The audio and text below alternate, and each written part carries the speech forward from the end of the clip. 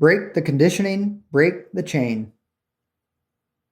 He does not like to play with toys or anything, really, his mom said. She continued, he just watches TV. Now that we're all home for work and school, he just stays on the TV or iPad all day. We've tried to give him a puzzle to work on by himself, but he won't do it. And I don't want this to be work for him. It should be play, right? You are right, I understand. Learning to play with toys, to want to play with toys, can be taught. We will simply condition new toys to be reinforcing. I said this in response to my new client's mother. How do we do that? She asked. Then I thought to myself, oh, yes, conditioning is not a process everyone automatically turns to when looking to solve skill deficits. Most people have been conditioned to think about behavior coming from a well within a person. If there is no behavior, the well must be dry. A dry well means, well, there is no water. No water, no behavior. We got it or we don't. And thinking this way would lead us to say, this kid doesn't got it. But this is not true. It does not matter if we have wells or no wells inside us. Behavior is conditioned. The kid that loves playing with sparkly diamond games does so in some aspect because of conditioning. Likely mom or dad's laughing or squeezing or hugging has occurred alongside the presentation of the sparkling diamond game. When mom and dad do these things, the babies like it.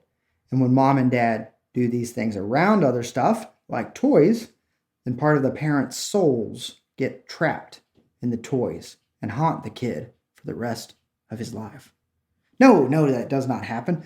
The fun the kid feels being with their parents gets transferred mystically, somehow, to the toy.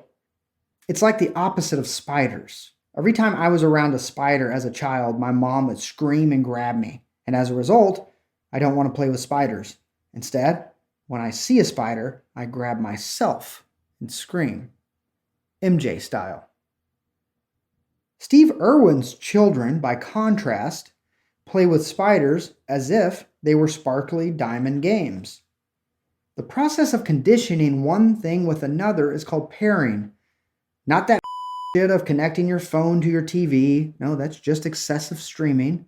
Sort of like a cue, pairing is taking something that was once neutral, presenting it over and over again alongside some real rad stuff. Eventually, the neutral thing begins to signal, look ahead, here comes the fun. Take, for example, my grandfather's watch. I held on to it after he passed. He never gave me tokens for looking at his watch or told me he would give me a s'more if I would adjust the watch. No, my grandfather was just a beautiful man, and for me, his watch was paired with him, so the watch became attractive to me. How do we pair? Present the item you want to be paired first, then present the thing that is already cool. Do this over and over, and the first item becomes like the cool second item. My father is a natural at this. He's a natural pairer. He used to walk my husky with treats in his pocket. No leash, just treats.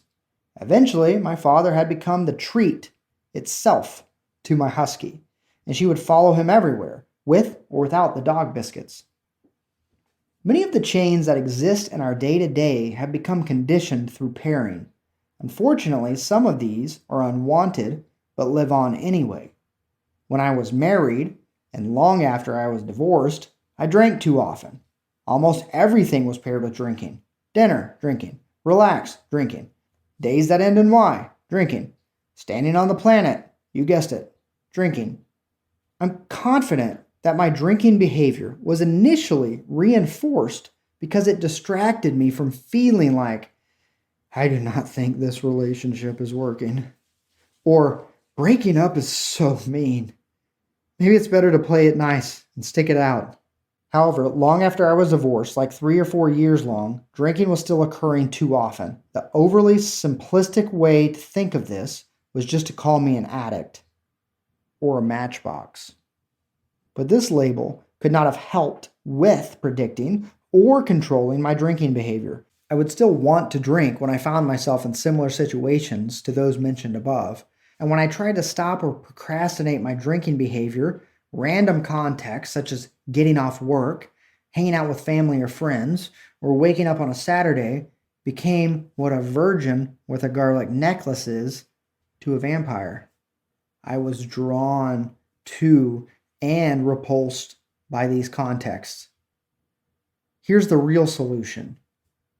Realize that these contexts have been paired with drinking, both the good and the bad aspects of drinking. Shortly after the divorce, I went to see a counselor to address my excessive drinking and the feelings that evoked my drinking behavior. The counselor told me, "You will know when you're cured, when everything associated with your ex life and with your ex marriage has become neutral. When I no longer was drawn to it or repulsed by it." This is how we recondition contexts that evoke or elicit the wrong chains. Same for the drinking. Eventually, for me, these contexts became neutral. I became less like a vampire, and I learned to be in all situations without drinking. Break the conditioning, we break the chain.